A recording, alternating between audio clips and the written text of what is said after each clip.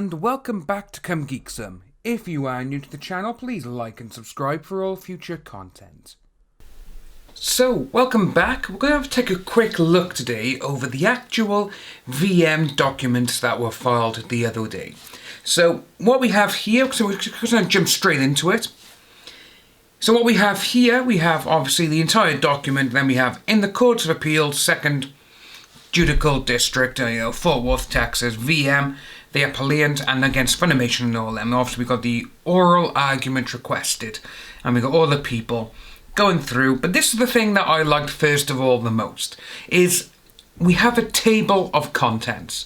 It is 60 pages, and to be honest with you, the way this document has been put together is great.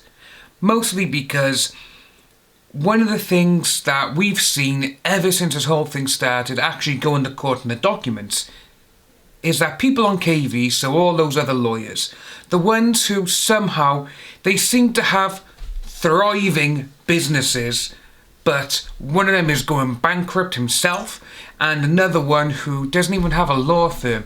He actually stays at home and works from home. So again, if he's a lawyer or solicitor in this country, then you'll be looking at and thinking, well, what do you actually do? Are you one of those people who just look over cases for other people? And they haven't really discussed this entire document, which is normally a good sign, because when they discuss these or whatever, they're like, oh, look what they've done here, look what they've done here. But Douchebag and all these other ones, Mike Dumford, I think his name is, and all these other ones, they're not even saying about the document. They're not even talking about it, really. You had Mike talk about it for about 3 or 4 tweets, and that was really it. So that was very interesting. But obviously the table of contents, obviously got all of that there. Straight away identity and all this. But what we're going to do, we're going to look at page 10. Which is straight away, which is down by here. Which is the issues presented. So the first one. The trial court's dismissing appellant's claims against appellees for defamation is reversible error.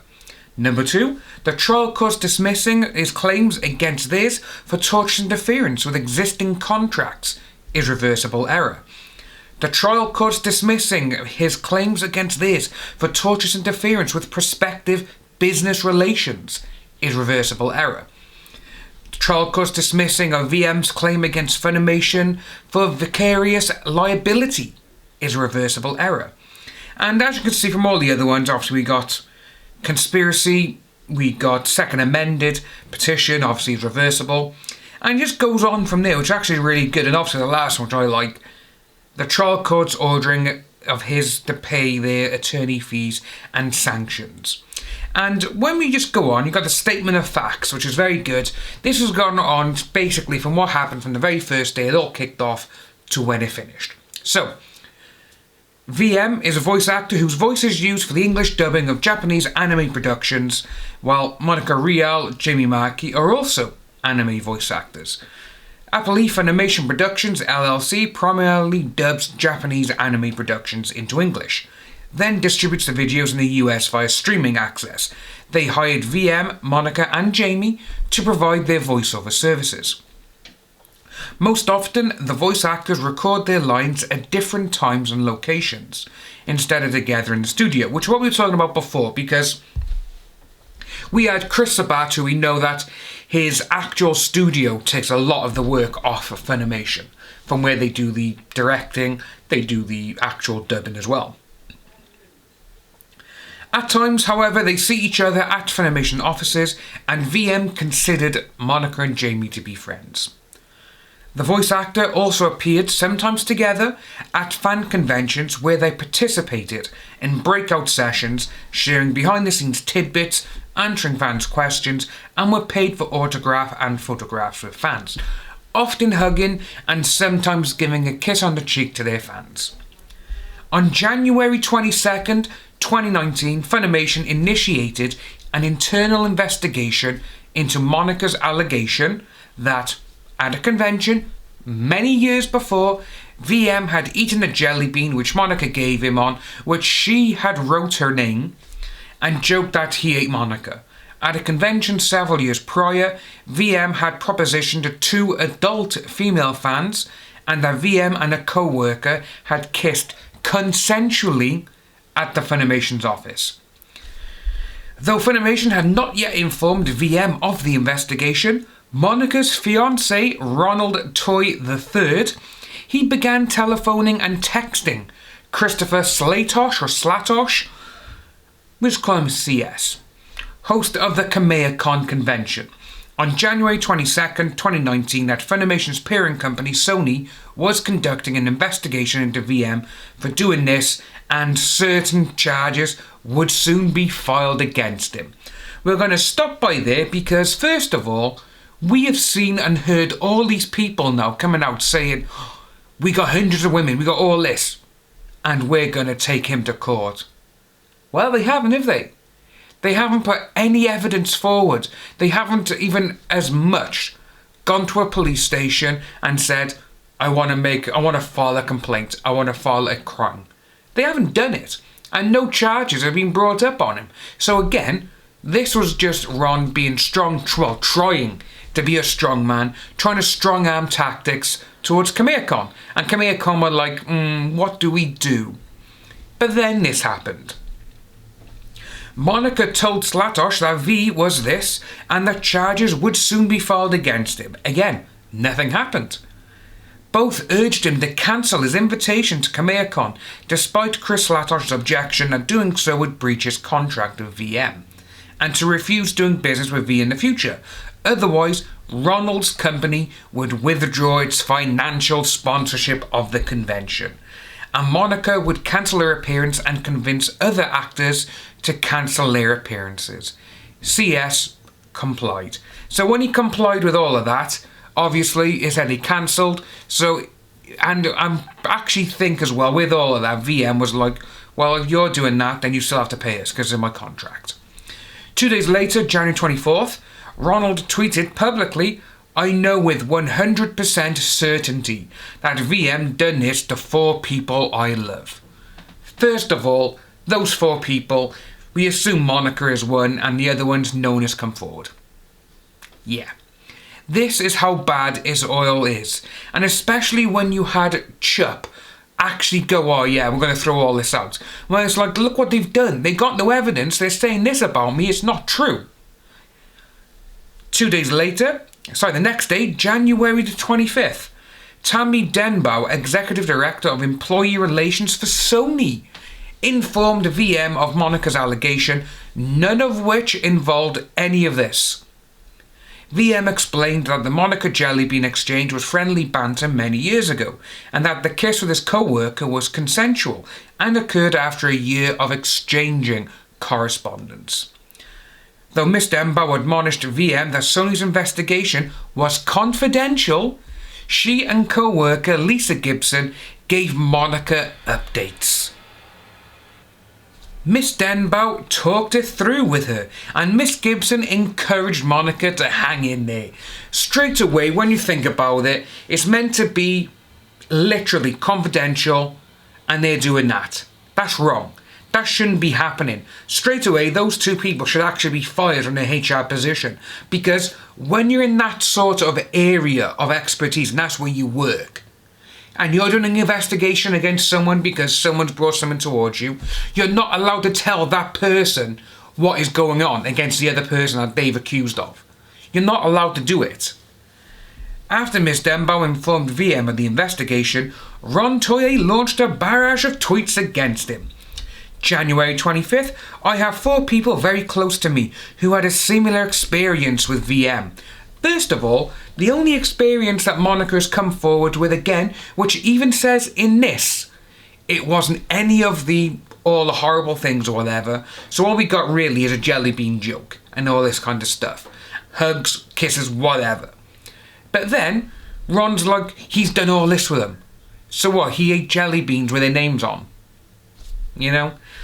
January 26th, VM is this. January 28th, Vic is a man with a clear history of this, of deviancy. January 29th, FUNimation abruptly terminated his contract with VM. The next day, January the 30th, Anime NYC and the Anime Milwaukee conventions cancelled his appearances. after Monica secretly asked FUNimation what she could say publicly, and when FUNimation would make a statement, her, Miss Gibson and Scott Barretto, FUNimation's Senior Director of Public Relations, spoke via telephone on January the 31st. That day Ronald tweeted, "I know of at least 4 people. I am glad to see conventions cancelled and the truth coming to light." That day, Kawaii-Con cancelled his appearance as well. 3 days later, Monica likewise tweeted, "The truth will come out."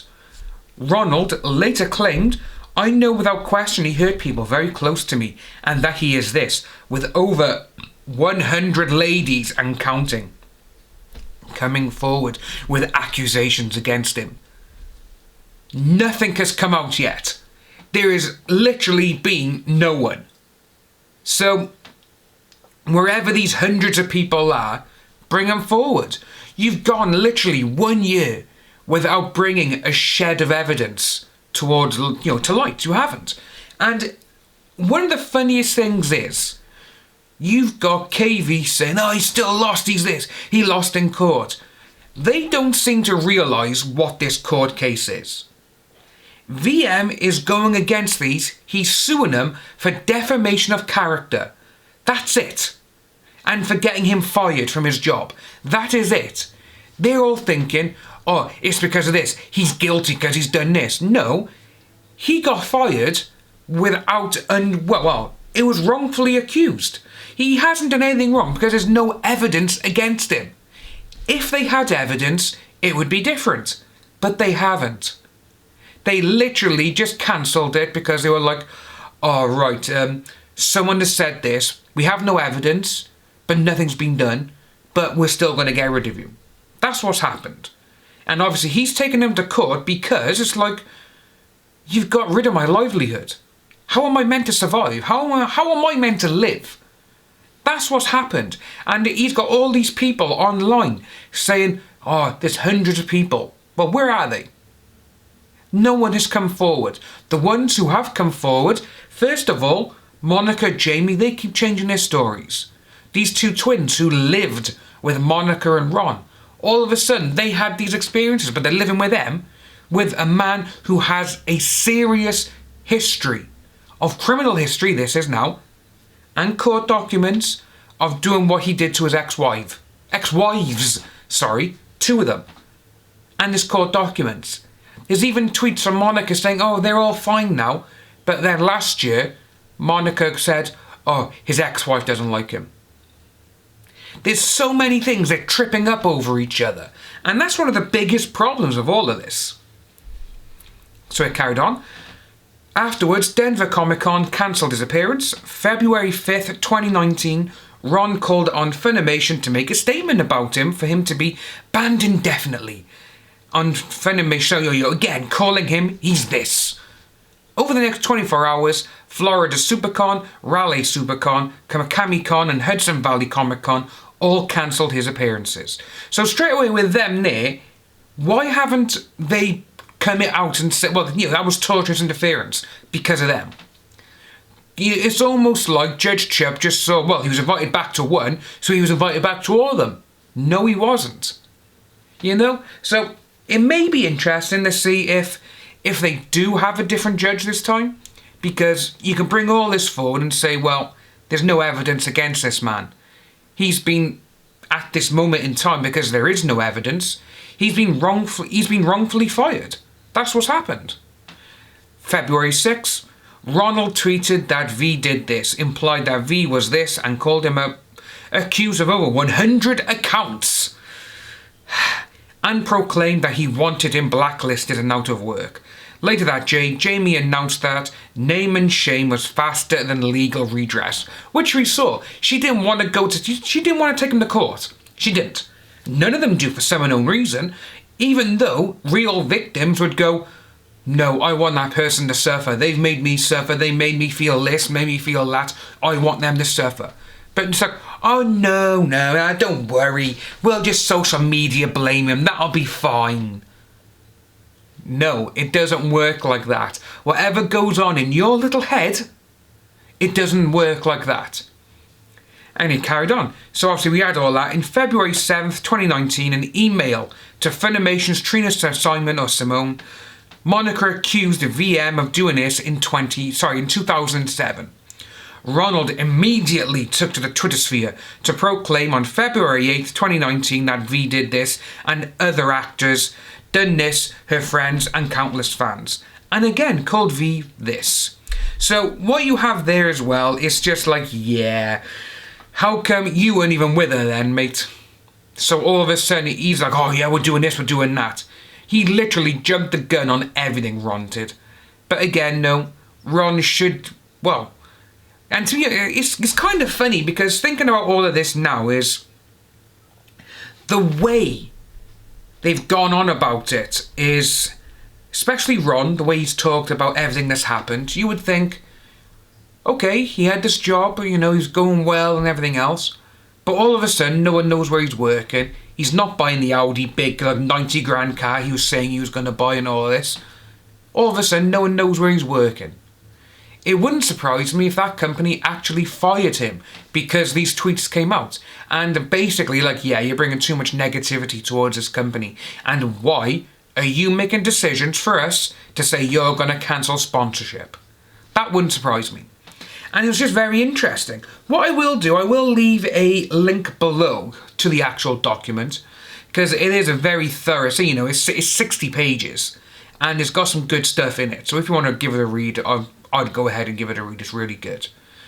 And see, we're going to stop the video there because this has actually gone on for quite a bit.